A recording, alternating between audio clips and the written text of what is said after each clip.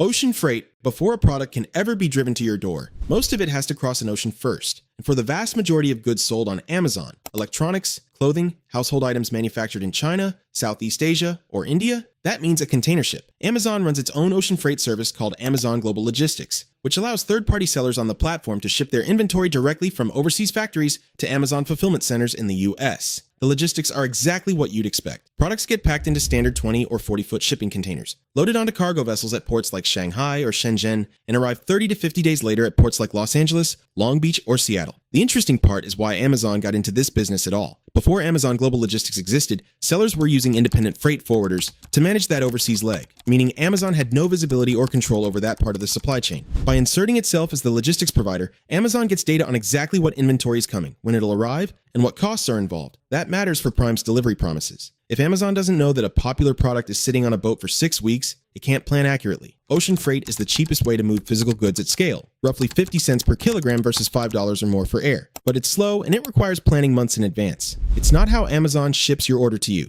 It's how Amazon fills its warehouses in the first place. Rail transport. Rail plays a supporting role in Amazon's domestic supply chain that most people never think about. It's not glamorous, but it bridges the gap between port arrivals and inland fulfillment centers in a way that pure trucking can't do as efficiently over long distances. When a container ship unloads at a West Coast port, the containers don't necessarily get put on a truck and driven 2,000 miles to a fulfillment center in Ohio. For long inland hauls, containers are transferred onto intermodal rail, double stacked on flat cars, and moved across the country by freight railroad before being transferred back to trucks for the final stretch. It's slower than direct trucking, but significantly cheaper over distances above a few hundred miles. Amazon uses this intermodal rail-to-truck model extensively for its middle-mile domestic freight movement, though it does this through contracted carriers rather than any Amazon-owned rail infrastructure. The company doesn't own locomotives or rail cars, it just uses the freight network, the same way every other major retailer and importer does. Rail also shows up in Amazon FBA shipping from China to Europe. Sellers can move inventory from Chinese manufacturing regions to European Amazon warehouses via rail corridors, specifically the China-Europe freight rail routes that run through Central Asia, in around 28 to 35 days, which sits between sea freight's 45 days and air freight's 5 to 7 days in both time and cost. Rail is a quiet workhorse here. It doesn't make headlines, and Amazon doesn't advertise it. It just moves large quantities of goods cheaply through the early and middle stages of the supply chain. Line haul trucks. Once inventory clears customs and gets to a distribution point, line haul trucking takes over. This is the big rig long distance stage, moving trailers full of sorted packages between Amazon's sort centers, distribution centers, and delivery stations across the country. Amazon operates roughly 40,000 semi-trucks and more than 60,000 trailers. That's not a fleet you build by accident. It's a deliberate decision to own and control the middle-mile trucking that used to be outsourced entirely to carriers like XPO and J.B. Hunt. The distinction between line haul and last mile matters. Line haul is point-to-point freight between Amazon facilities. Large volumes, fixed routes, no customer interaction, pure logistics efficiency. A single run might move tens of thousands of packages from a regional sort center to a delivery station 300 miles away overnight, so drivers who work the last mile routes can start their morning with a full load ready to go. Amazon has also been deploying electric heavy-duty trucks in this space. In Southern California, it operates nearly 50 heavy-duty electric semi-trucks for middle-mile operations, an early test of whether long-haul electrification works at the scale and route patterns Amazon needs. The line haul network is essentially Amazon's interstate highway layer, invisible to customers, essential to everything. Box trucks and step vans. As packages move closer to your neighborhood, the vehicles get smaller and more numerous. Between the full semi-trucks doing line haul runs and the cargo vans doing doorstep delivery, there's a middle layer, box trucks and step vans. These are the medium-sized vehicles, think a standard moving truck or the kind of walk-in vehicle UPS drivers use, that handle urban distribution and high-density route management. They're particularly useful in cities where a full semi can't navigate narrow streets, but where a cargo van would need to make too many return trips to handle the volume. Step vans are especially practical in dense urban cores. The driver can stand up inside, the rear door opens onto the sidewalk, and the whole vehicle is designed around the physical act of loading and unloading dozens of packages quickly on a tight schedule. Amazon DSPs, the delivery service partner companies that run Amazon's contracted delivery operations, use both box trucks and step vans alongside the more common cargo vans, depending on route density and geography. These vehicles are most visible in cities like New York, Chicago, and Boston, where block-by-block delivery density is high enough that having a larger vehicle capable of carrying 300 packages in one run is more efficient than sending 3 cargo vans. Last mile delivery vans. This is the part of the network everyone sees. The white van with the Amazon Smile logo pulling up in front of your house. The driver walking a package to your door, scanning it, and moving on. Amazon's last mile delivery is run almost entirely through its DSP program, Delivery Service Partners. These are small, Amazon-contracted business owners who each run a fleet of 20 to 40 or more branded delivery vans and employ the drivers who operate them. There are thousands of DSPs across the US, and together they form what amounts to Amazon's own de facto delivery company. one that rivals UPS and FedEx in package volume without Amazon having to directly employ all those drivers. Each delivery van in this network is doing around 200 stops per day on an optimized route generated by Amazon's logistics software. The drivers use the Amazon Rabbit app for navigation and delivery confirmation. Every van has a dash cam, and driver behavior is monitored in real time. Amazon committed $2.1 billion to the DSP program in 2024 alone, including investments in driver safety and AI routing tools. The fleet itself is in transition. Amazon has deployed over 15,000 custom electric delivery vans built by Rivian, with a stated goal of 100,000 on the road by 2030. As of mid-2024, those Rivian vans had already delivered more than 800 million packages. They're a purpose-built vehicle, designed from scratch for exactly the stop-start, urban-dense, high-frequency pattern that delivery driving requires, with 360-degree cameras, automatic emergency braking, and enough range for a full day's route. In 2024, Amazon delivered 9 billion items total. The last-mile van network is what makes that number physically possible.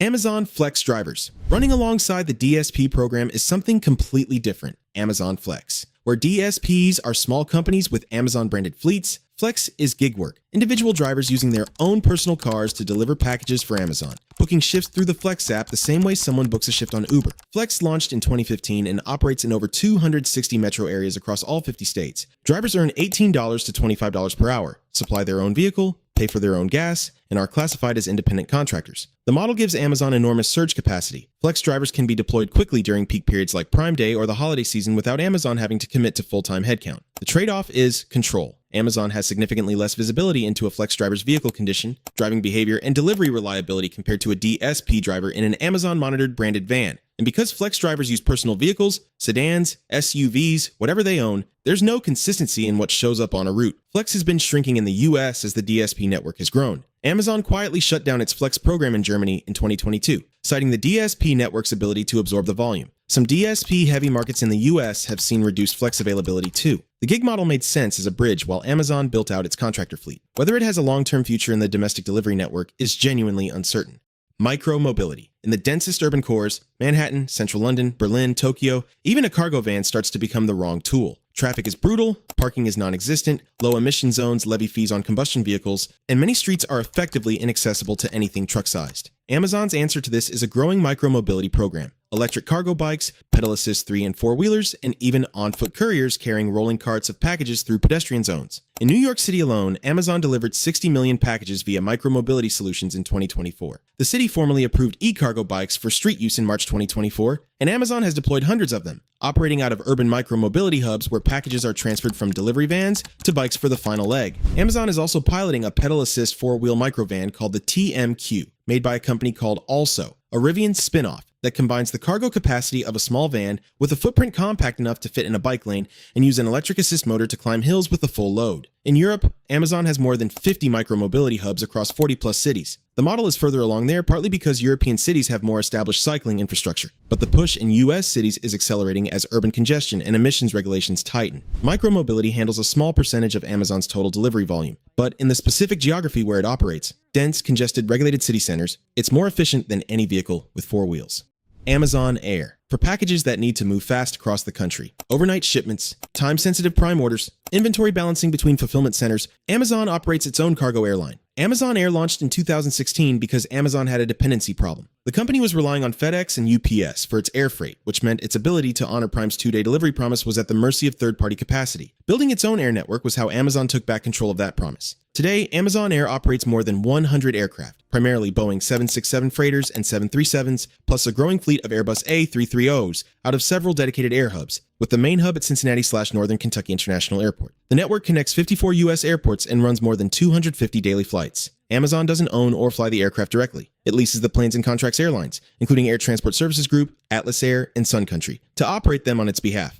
In 2024, Amazon began opening Amazon Air to third-party shippers, selling excess capacity on its cargo flights to freight forwarders and businesses that have nothing to do with Amazon retail. That's a significant pivot. It transforms Amazon Air from an internal logistics tool into a for-hire cargo carrier, putting it in direct competition with FedEx Express and UPS Air Cargo. The hub in Cincinnati was chosen deliberately. It sits within a day's drive of roughly 60% of the U.S. population, making it an ideal overnight distribution point that minimizes flight time to most of the country. Drone delivery. Amazon Prime Air. Amazon has been working on package delivery by drone since 2013, when Jeff Bezos famously announced it on 60 Minutes. 11 years later, it's real, but in a much more limited form than the initial hype suggested. Amazon Prime Air uses the MK30 drone, a custom aircraft with a range of roughly 7.5 miles and the ability to deliver packages weighing 5 pounds or less. The drone flies to the delivery address, lowers the package to the ground via a cable, and leaves. The whole delivery takes under an hour from the time of order, often significantly less. As of early 2026, Amazon Prime Air has made roughly 16,000 deliveries and operates in 5 U.S. states: Texas, Michigan, Arizona, Florida, and Kansas, plus initial international operations in Italy. Amazon expanded to Tulsa in Arizona in late 2024, giving eligible customers access to over 50,000 products for drone delivery. The limitations are significant. Only packages under 5 pounds qualify, which excludes a large portion of what people actually order from Amazon. Operations require a clear landing zone, a yard, open space, no overhead wires or obstacles. Drone delivery only makes sense in suburban and semi-rural areas. Dense cities are not viable targets with current technology. And in October 2025, 2 MK30 drones collided with a construction crane in Arizona, triggering a temporary pause in service and investigations by both the FAA and NTSB. Amazon has been at this for over a decade, and the program is still being measured in thousands of deliveries rather than millions. That's not nothing. The technology is real and operational, but it's also nowhere near the scale that would make it a meaningful part of Amazon's overall logistics picture. Not yet. Autonomous delivery robot, Amazon Scout. It's worth talking about Amazon Scout because it illustrates something important. Not everything in this list worked out. Scout was Amazon's sidewalk delivery robot, a cooler-sized, fully electric autonomous machine that could navigate neighborhood sidewalks, find a customer's front door, and open its lid to deliver a package. Amazon started testing it in Snohomish County, Washington in January 2019. It later expanded to Atlanta, Irvine, and Franklin, Tennessee. About 400 people were working on the project. In October 2022, Amazon shut it down. The official statement said it wasn't meeting customer needs. The team was disbanded. The reasons are multiple and somewhat predictable in hindsight. Sidewalk robots require human escorts during testing because regulations in most U.S. cities don't yet permit fully unsupervised robots in public spaces. They don't work well in rain, on uneven pavement, or around the unpredictable variety of physical obstacles real neighborhoods actually contain. And the payload, a small, cooler-sized container, is severely limited compared to what a cargo van can carry on a single run. The broader sidewalk robot industry hasn't given up. Starship Technologies, Serve Robotics, and others are still operating and expanding. But for Amazon specifically, the math didn't pencil out, and the company moved on. There are cheaper ways to ship a package. There are faster ways. There are more environmentally friendly ways, and there are higher tech ways. What Amazon has built isn't necessarily the best version of any single part. It's a network that connects all of it, globally, at a scale that makes the everyday experience of ordering something and having it appear the next morning feel completely ordinary. The ocean freight and rail move inventory into position months before you need it. The line haul trucks and Amazon Air move it across the country overnight. The DSPCs and flex drivers bring it to your door. The micro-mobility bikes handle the streets where none of that fits. The drones are still being figured out. The robot got canceled. That's how a package gets from a factory in Shenzhen to your front porch in 24 hours.